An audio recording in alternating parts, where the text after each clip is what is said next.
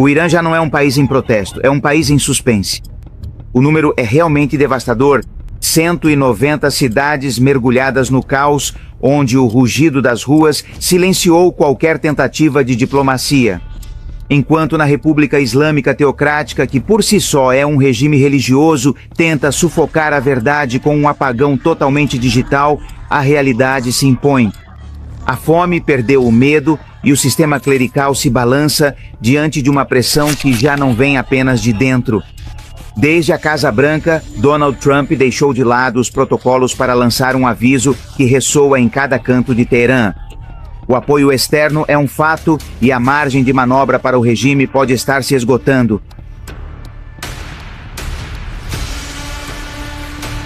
A contagem regressiva começou. Fontes diplomáticas confirmam que uma intervenção militar dos Estados Unidos no Irã pode ocorrer nas próximas 24 horas.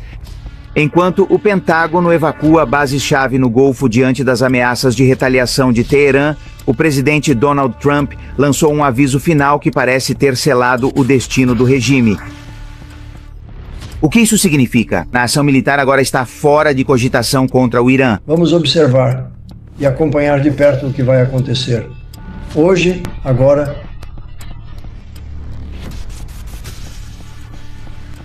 Vamos analisar o que está por trás desse incêndio que ameaça mudar tudo. E para entender precisamente esse cenário complexo, damos as boas-vindas imediatamente aos nossos dois convidados. E para este informe especial, damos as boas-vindas em primeiro lugar à doutora Rosa Menezes, subdiretora do Centro de Estudos Árabes Contemporâneos.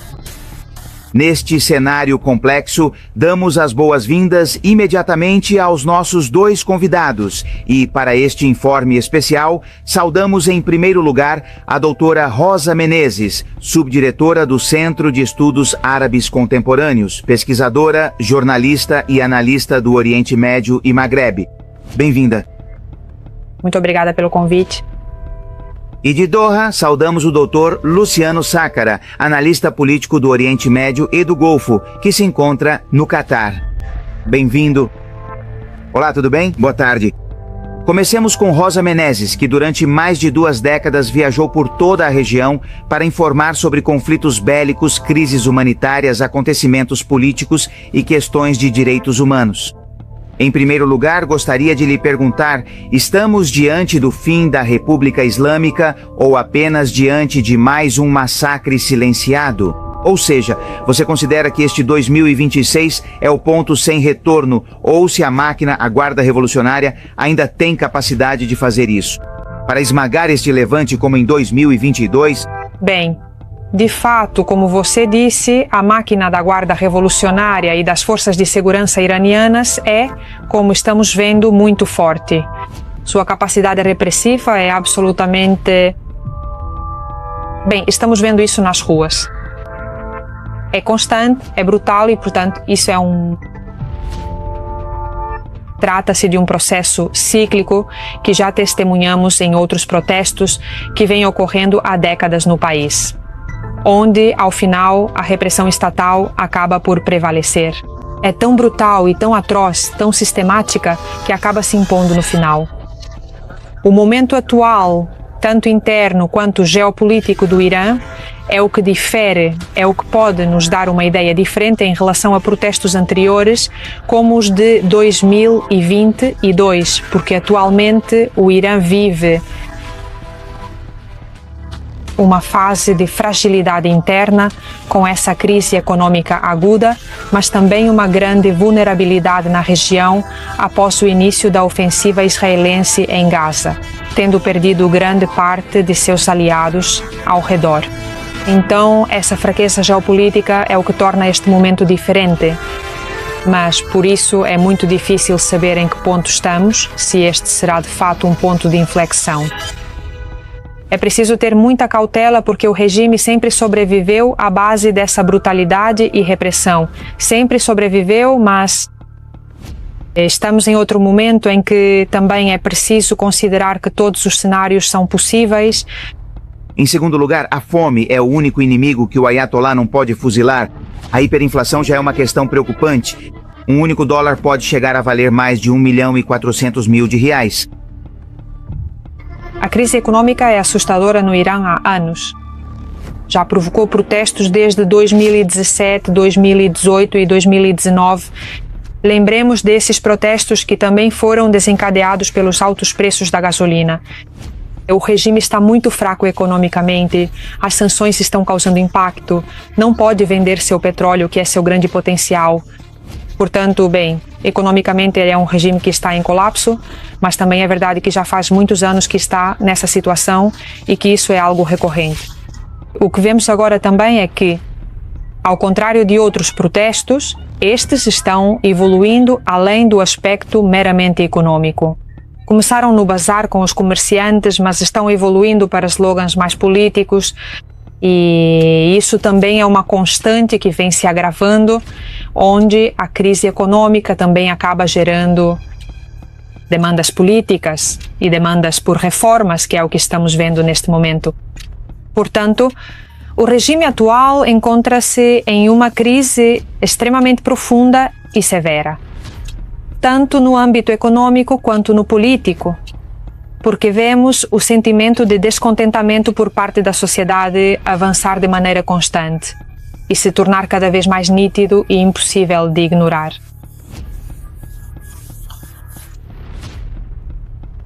A violência que vemos hoje em Teherã é maior do que a da Primavera Árabe? Lembremos, os números mostram que há uma escalada de tragédias nunca antes vista. Bem, eu cobri extensivamente as diversas primaveras árabes, as guerras sangrentas que vieram logo depois dos movimentos de levantes populares em massa, e a grande tragédia humana vivida pelos civis com a repressão brutal, dentro de um ciclo interminável de violência e morte. E repressão e ditaduras que literalmente se lançavam contra a população. Portanto, o que estamos vendo no Irã se assemelha muito, nas últimas décadas, a todos esses processos em que um regime repressivo utiliza todos os meios ao seu alcance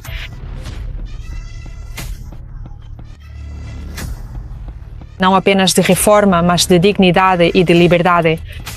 Vimos isso nas primaveras árabes e os iranianos, de certa forma, também têm essas demandas. Acho que não é necessário comparar as tragédias de uns países com as de outros, porque a brutalidade é tamanha que, no final, o que deve ser ressaltado é a grande e profunda tragédia vivida pela população local, tanto pela falta severa de liberdades fundamentais, quanto pela total impossibilidade de viver com dignidade, de poder ter uma vida estável em que as pessoas possam realmente comprar todos os bens necessários para subsistir com o mínimo de conforto. Nesse sentido, comparar tragédias, todas as tragédias nos afetam. E para mim, como jornalista, me parece que todas têm esse valor do ponto de vista humano. Portanto, não importa se há um nível maior ou menor de escalada, mas sim que eu acho que o que deve ser destacado é essa brutalidade, essa repressão. É uma constante que se repete nos regimes autoritários que se sentem ameaçados. E isso também é o que acontece no Irã, embora não faça parte do que chamamos de mundo árabe. Não é um país árabe, mas é um país integrado na região, no Oriente Médio, e que tenta exercer uma liderança regional, mas essa liderança está, neste momento, bastante enfraquecida. Quão real é o clamor pelo retorno de Reza Pahlavi, o filho mais velho do último Shah do Irã, que está há mais de 40 anos no exílio? O povo realmente quer uma monarquia ou o grito de morte ao ditador inclui qualquer forma de autoritarismo? Bem, eu acredito que a base de apoio real que o filho do último Shah da Pérsia reúne neste momento é muito pequena. Ele realmente não possui de fato uma rede massiva de suporte e apoio popular dentro do país. Devemos levar profundamente em consideração o fato de que ele está há mais de 4 décadas, sem colocar os pés ou retornar ao território do Irã. Devemos considerar também que foram os próprios iranianos, o próprio povo iraniano que derrubou a monarquia. As credenciais do próprio Reza Pahlavi e de sua família são muito negativas, não têm nenhuma legitimidade, já que a monarquia também foi um sistema autoritário, ditatorial, no qual reinava a falta de liberdades e a repressão e onde economicamente as pessoas também viviam e sofreram ao ver as riquezas do país serem vendidas a interesses estrangeiros. Então, acredito que sua credibilidade dentro do Irã está bastante diminuída.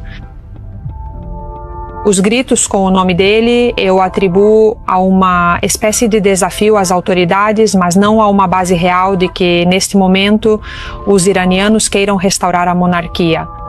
Acho que isso é altamente improvável. E também considero que essa figura do Shah, que ressurgiu ultimamente e que, inclusive, com os protestos anteriores de 2022, após a morte da jovem Mahsa Amini pelas mãos da polícia, ele também tentou ser uma figura para a qual os iranianos olhassem sem conseguir. E agora se repete um pouco essa tentativa que eu acredito estar bastante inflada por potências externas com grandes interesses no Irã de influenciar o que está acontecendo no país, como são os Estados Unidos e Israel. Agradecemos a Rosa Menezes, subdiretora do Centro de Estudos Árabes Contemporâneos. Obrigado por estar aqui no Redman Notícias. Muito obrigada a vocês. O Irã enfrenta hoje um dia contínuo de protestos. Milhares de pessoas continuam desafiando o regime dos ayatolás nas ruas, que prometem reformas econômicas, mas seguem reprimindo com extrema dureza essas manifestações. Os mortos são milhares e, segundo ONGs, o número de detidos pode superar 18 mil. Enquanto o presidente Trump continua ameaçando atacar o país, o presidente norte-americano afirma que seu exército já estuda opções muito fortes. Bem-vindo, Dr. Luciano Sácar, analista político do Oriente Médio e do Golfo, que está no Catar. Gostaria de lhe perguntar, Donald Trump está empurrando o Irã para uma guerra civil ou busca uma intervenção militar direta antes do fim do mês? Fala-se sobre a iminência de uma ação militar dos Estados Unidos. Bem, é evidente que a ação militar é iminente e pode acontecer nestes dias. O que não está claro é o que vai acontecer, porque não está claro qual é o objetivo de Trump. Até pouco tempo atrás, parecia que Trump não estava interessado em acabar com a República Islâmica, mas simplesmente em acabar com a ameaça nuclear que ela poderia representar, seu programa nuclear. Agora parece que ele mudou um pouco de objetivo e que tem vários alvos em mente. O programa nuclear, pelo menos na última entrevista que ele deu ontem, falou sobre o programa nuclear, falou sobre defender os iranianos, falou sobre fazer uma operação ao estilo Maduro, o que implicaria atacar alguma figura específica, principalmente Jamenei. Então, sem saber exatamente o que o Irã quer alcançar, se quer derrubar a República Islâmica, se quer eliminar a ameaça militar ou se quer simplesmente apoiar a população civil para que se rebele contra o governo. Isso dependerá que tipo de operação militar, com que intensidade e com que duração será esse ataque. Mas, por enquanto, não sabemos isso. Então, em segundo lugar, se o regime colapsar, quem vai preencher esse vazio? Será precisamente uma democracia pró-Ocidente ou um caos ao estilo da Líbia no coração do petróleo? Alguns falam sobre o risco da libização do Irã e como isso afetará seus vizinhos, como o Catar e a Arábia Saudita. Bem, aqui está claro, nenhum país do Conselho de Cooperação do Golfo quer que haja um ataque contra o Irã, porque todos têm muito presente o que aconteceu no Iraque, o que aconteceu na Síria, no Iêmen, no Afeganistão, na Líbia. Ninguém quer que o país mais grande e mais populoso da região, que é seu vizinho com um grande poderio militar e com um programa nuclear, que pelo menos está em funcionamento, fique totalmente sem liderança, desmembrado e com um vazio de poder que ninguém sabe como será preenchido. Portanto, todos aqui preferem que se preserve esse status quo, que se negocie com o Irã, com a República Islâmica, seja o que for, seja por uma questão de estabilidade regional, militar ou para negociar o programa nuclear, o governo que está no poder e não com um futuro incerto em que ninguém sabe quem vai ser. Neste momento não há ninguém que possa substituir Khamenei ou as autoridades da República Islâmica. Não existe uma oposição fora do regime político. A única oposição é a oposição reformista, que justamente ocupa a presidência agora. Não há outros grupos de oposição importantes dentro do Irã, exceto algum grupo regionalista, mas que são muito limitados. E a oposição no exterior, que não tem nenhum tipo de legitimidade interna e que dificilmente pode ter mais de 10% ou 20% do apoio popular, e isso não é suficiente para garantir que, se a República Islâmica cair, possa vir de fora, imposta sobretudo pelo Zilé, uma liderança política que conduza o país a uma transição. E principalmente levando em conta que existe uma guarda revolucionária que controla, que tem mais de 1 milhão de soldados, que controla parte da economia iraniana, o que faz com que não só o controle do poder político esteja nas mãos dessa elite, mas também o controle econômico. Portanto, mudar a cúpula do poder também não vai mudar a estrutura de produção, a estrutura do poder econômico e político do país. Após a queda da Síria e a derrota diante de Israel em 2025, lembremos, o Irã hoje é um tigre de papel que só pode atacar seu próprio povo? Seria possível falar em desmitificar o poderio militar podre do eixo da resistência e avaliar sua habilidade atual na região? Pode ser um tigre, mas não tenho certeza se de papel. Mas um tigre ferido também continua sendo perigoso. Um país que dedicou muito dinheiro, muito orçamento para se fortalecer, independentemente de chegar ou não a ter uma arma nuclear, pode garantir sua sobrevivência em um ambiente bastante hostil. E levando em conta justamente as derrotas militares que sofreu anteriormente, a dissuasão por meio do poder militar continua sendo, por enquanto, uma das melhores respostas que eles têm diante desta crise. Rearmar-se depois do que aconteceu em junho e até mesmo converter ou transformar a doutrina nuclear para chegar a um nível de enriquecimento que muito rapidamente possa servir para chegar a uma bomba nuclear, é uma ferramenta que eles podem vir a utilizar para dizer: continuamos sendo perigosos, continuamos podendo nos defender e continuamos podendo impor um custo muito alto àqueles que nos atacarem. E isso é justamente algo que não podemos ignorar. Independentemente de que o Irã não tenha tido uma vitória militar contra os Estados Unidos, o certo é que sempre teve uma reação, tanto com Israel em 2 ocasiões, quanto com o Catar em outra ocasião. Portanto, não é que ficaram parados sem fazer nada quando foram atacados, mas sim que reagiram e chegaram a outros lugares. A questão é que quanto mais ferida e acuada estiver, a resposta pode ser ainda menos comedida do que as medidas anteriores. A resposta anterior foram medidas anunciadas, dialogadas e até mesmo aceitas, principalmente pelos Estados Unidos. Acho que na próxima vez não haverá essa condescendência ou esse cálculo de dizer, bom, é preciso tentar minimizar o dano causado ao outro. Acredito que esse seja o perigo. Encurralado e percebendo que nem a contenção nem o diálogo funcionaram, o Irã pode reagir de forma muito mais drástica. Sem nada a perder, tudo pode ser perdido muito rapidamente. Muito longe. E finalmente, o que o Golfo sabe que o resto isso está extremamente longe. Com a queda iminente de Teherã, o atual governo do regime iraniano está agora tentando desesperadamente ganhar mais tempo, abrindo-se para novas negociações diplomáticas diretas com os Estados Unidos. Acho que aqui não há ideia de que isso possa resultar na queda da República Islâmica. Os países do Golfo já perceberam há muito tempo que é melhor coexistir, é melhor dialogar, é melhor incluir o Irã nos diálogos regionais do que isolá-lo. Isso aconteceu durante o acordo nuclear anterior, de 2013 a 2015.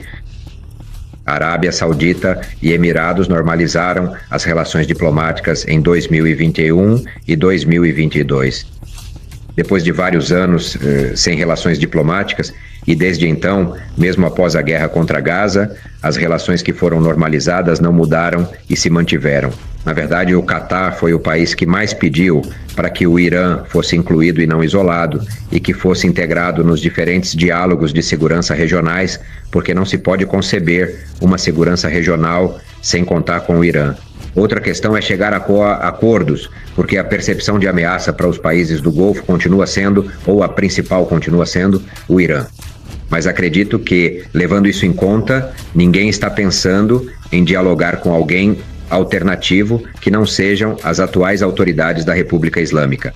Ninguém aqui percebe que, embora possa ser que o regime caia ou não, ou que o atual líder Khamenei possa desaparecer em breve, ou que um sucessor clérigo também possa desaparecer, ninguém está vendo como necessário iniciar diálogos com outras forças políticas, porque elas não existem. Ninguém conseguiu identificar forças políticas alternativas e eu nem me atreveria a dizer que, neste momento, ao contrário do que aconteceu há alguns anos, Trump esteja contando com o Shah, com Reza Pahlavi, nos Estados Unidos. Ele é quem mais fala toda vez que acontecem esse tipo de eventos e protestos no Irã. Anteriormente ele já se reuniu com Pompeo, com Bolton. Desta vez não houve essas comunicações e, ao que parece, ele já está preparado para receber um comunicado de Trump, mas Trump não falou com ele. Portanto, isso quer dizer que ele também não é considerado como uma alternativa possível pelos Estados Unidos, ou pelo menos por enquanto. Nós agradecemos ao Dr. Luciano Sácara, analista político do Oriente Médio e do Golfo que está no Catar. Obrigado pela sua análise. Muito obrigado e até breve.